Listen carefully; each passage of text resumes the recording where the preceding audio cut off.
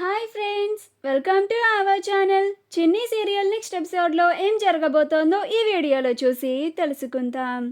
తన చెల్లి కావేరి ప్రాణానికి ప్రమాదం ఉందని తెలుసుకున్న సత్యం బాబు అసలేం జరిగింది అని తెలుసుకోవడానికి ఈ వీడియోని స్కిప్ చేయకుండా ఎండ్ వరకు చూసేయండి. సత్యం బాబుకి హరి కాల్ చేస్తాడు. అప్పుడు సత్యం బాబు చెప్పు హరి అని అంటాడు. అప్పుడు హరి నాకెందుకో ఇదంతా ఆ దేవేంద్రనే చేయిస్తున్నాడు అని అనిపిస్తుంది సత్యం బాబు, అతని మీదే నాకు అనుమానం వస్తోంది అని అంటాడు. అప్పుడు సత్యం బాబు ఎందుకలా అంటావు హరి అని అంటాడు. అప్పుడు హరి ఎందుకంటే మళ్ళీ ఈ కేసుని రీఓపెన్ చేయించాల్సిన అవసరం దేవేంద్ర కన్నా ఇంకెవరికి లేదు అని అంటాడు. అప్పుడు సత్యం బాబు ఆశ్చర్యపోతాడు. అప్పుడు హరి నాకు తెలిసి ఉష నీ చెల్లి కావేరి పోలికలతో ఉంది కాబట్టి ఉషని కావేరి అనుకొని తనని అటాక్ చేయడానికి ఆ దేవేంద్రని ప్లాన్ చేస్తున్నాడు అని అనిపిస్తోంది. దీనివల్ల చిన్నికి కూడా ప్రమాదం ఉండొచ్చు.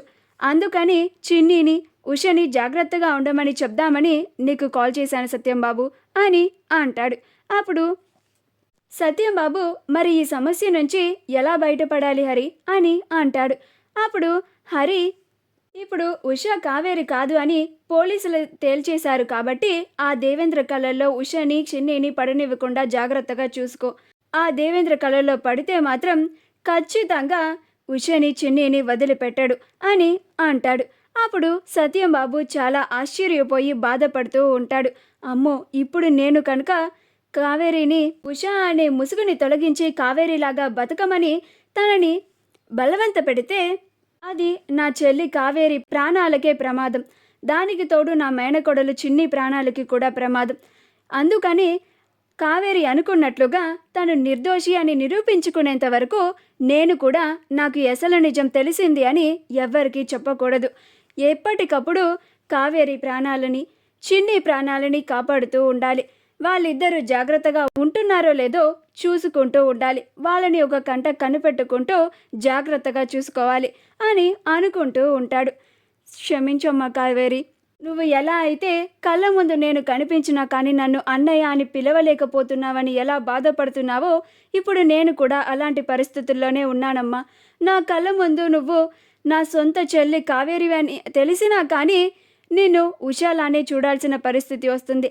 కానీ నిన్ను ఖచ్చితంగా నిర్దోషిగా నిరూపించడానికి నేను కూడా నా సాయి శక్తులా ప్రయత్నిస్తాను కావేరి.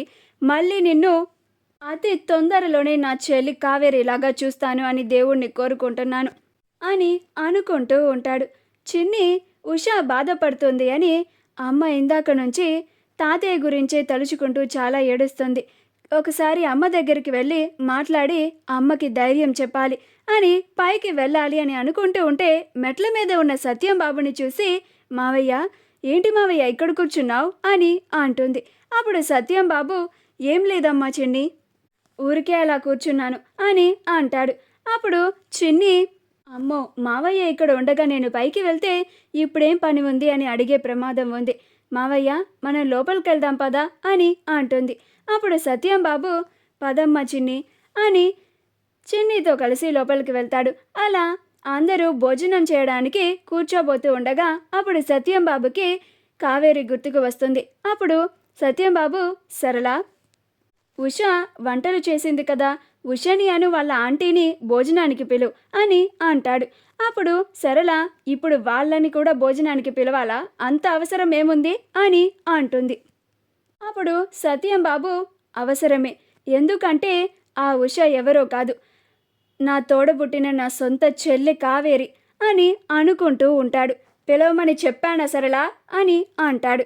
అప్పుడు సరళ అలాగే అయ్యా, నువ్వు చెప్పాక నేను చేయకుండా ఉంటానా, నేను చెయ్యకపోతే నువ్వు ఊరుకుంటావా అని తిట్టుకుంటూ ఉషాని పిలవడానికి వెళ్తూ ఉంటుంది.